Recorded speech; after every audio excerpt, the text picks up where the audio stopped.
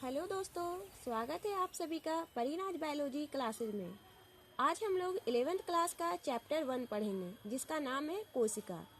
इससे पहले दोस्तों मैंने बायोलॉजी के बेसिक पार्ट 3 तक बता चुकी हूँ, उसे आप चैनल पर जाके देख लें।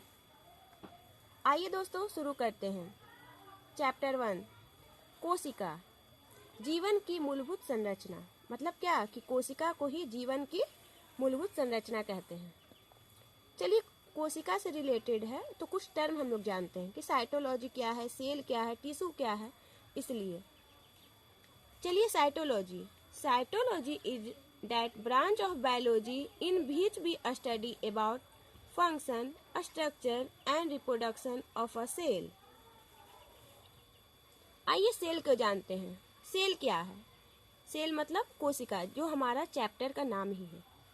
Cell is the structure and functional unit of my life. कोशिका को जीवन की रचनात्मक एवं क्रियात्मक इकाई कहा जाता है। अब क्वेश्चन उठेगा कि अगर हम सेल पढ़ रहे हैं तो सेल के बारे में कुछ तो उसका हिस्ट्री होगा दोस्तों। तो चलिए जानते हैं क्या क्या हिस्ट्री है। सन 1650 ईस्वी में एच जॉनसन और एच.जेड जॉनसन नामक वैज्ञानिक ने सूक्ष्मदर्शी का खोज किया। इसके बाद ही कोशिका का खोज संभव हुआ। पहले हम लोग ये नहीं समझेंगे कि कोशिका का पहले खोज हुआ, नहीं, पहले सूक्ष्मदर्शी का खोज हुआ। उसी सूक्ष्मदर्शी से हम लोग कोशिका का खोज के समझ सके। रॉबर्ट ने सन 1665 ईस्वी में कॉर्क के स्लाइड में डेड सेल का खोज किया। ल्यूवेनहुक ने सन 1674 ईस्वी में लिविंग सेल का खोज किया। क्वेश्चन आ सकता है दोस्तों कि लिविंग सेल का खोज किसने किया? तो ल्यूवेनहुक ने कब? 1674 ईस्वी में। सन 1840 ईस्वी में जे.ई. परकिंजी ने प्रोटोप्लाज्म शब्द का उच्चारण किया। प्रोटोप्लाज्म क्या है? मतलब जीव द्रव्य, जिसका हिंदी होता है। तो प्रोटोप्लाज्म का खोज किसने किया? तो परकिंजी नामक वैज्ञानिक ने। कब किया? 1840 में। ये सब ईस्वी जरूर याद रखिएगा दोस्तों, और ये सब वैज्ञानिक का नाम भी। सन 1846 ईस्वी में स्लेडन नामक वैज्ञानिक ने प्रोटोप्लाज्म के महत्व के बारे में बताया। इन्होंने तो बता दिया कि प्रोटोप्लाज्म है कुछ, ठीक है, लेकिन उसका रोल क्या है, उसका इम्पोर्टेंस क्या है हमारे लाइफ में, उसने किसने बताया? स्लेडन नामक वैज्ञानिक ने। कब बताया? तो 1846 में। सन 1838 ईस्वी में एक बॉटनिस्ट वैज्ञानिक स्लेडन और जूलॉजिस्ट वैज्ञानिक सेडवर्न ने 1839 ईस्वी में सेल थ्योरी का प्रतिपादन किया। बहुत सारे क्वेश्चन देखा गया कि सेल थ्योरी का प्रतिपादन किसने किया? तो स्लाइडेन और स्वान ने। कब किया? 1838 में, 1839 में। अब कहा जाता है कि हम लोग सेल पढ़ रहे हैं तो हर एक चीज का टाइप होता है, तो सेल का भी टाइप है। आइए जानते हैं। टाइप्स ऑफ सेल, कोशिका का प्रकार। There are 2 types of cell, prokaryotic cell, eukaryotic cell. जानते हैं कि अब प्रोकैरियोटिक क्या है, यूकैरियोटिक है। जैसे एक होता है ना दोस्तों, मम्मी पापा के कितने औलाद संतान, तो इसी तरह के सेल के भी 2 बेटा बेटी, एक प्रोकैरियोटिक और एक यूकैरियोटिक।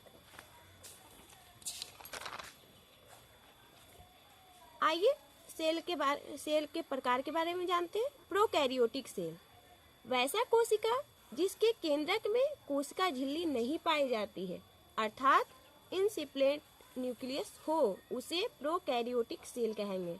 एग्जाम्पल में क्या क्या है? प्रोकैरियोटिक सेल का एग्जाम्पल भी है जीवाणु, नीलहरी शैवाल एक्सेट्रा।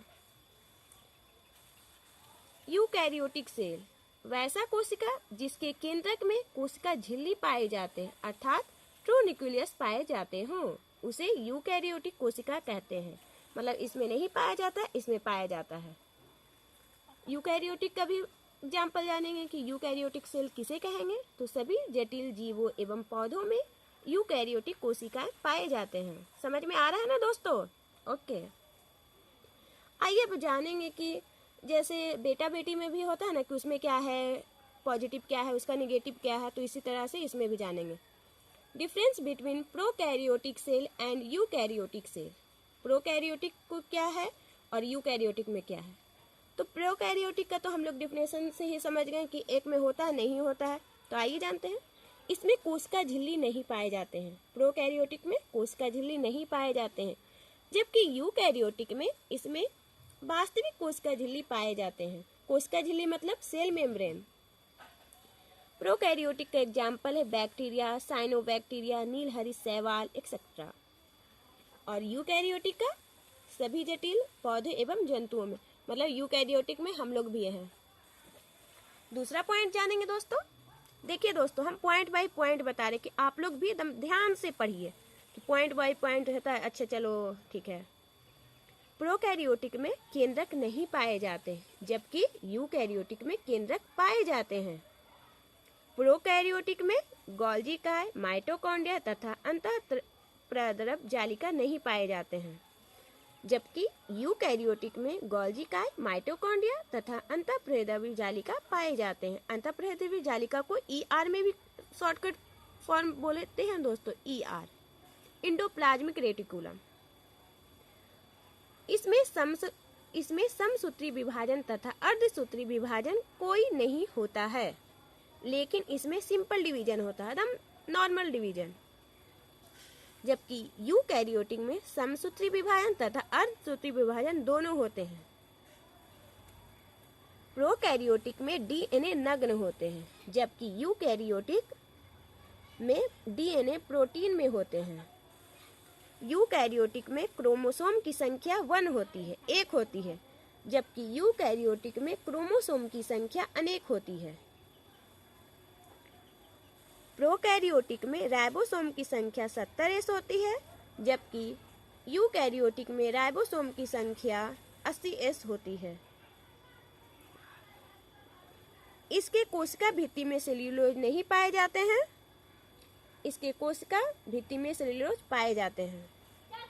आइए दोस्तों, यहाँ तक तो आपको समझ में आ गया होगा क्या कि यूकैरियोटिक क्या है, प्रोकैरियोटिक क्या है, उसमें डिफरेंस क्या है, कोशिका क्या है, कोशिका का टाइप क्या है। तो ठीक है दोस्तों, आज के लिए इतना ही। वीडियो ज़्यादा लंबा ना हो और आप लोग को ज़्यादा बोरिंग ना लगे। और आप लोग का होमवर्क है दोस्तों कि यूकैरियोटिक और प्रोकैरियोटिक में डिफिनेशन एकदम अच्छे से अंतर पता होना चाहिए। आज के लिए इतना ही दोस्तों। कल फिर मिलेंगे इसी चैप्टर के अगले पार्ट में। ठीक है दोस्तों, वीडियो देखने के लिए धन्यवाद।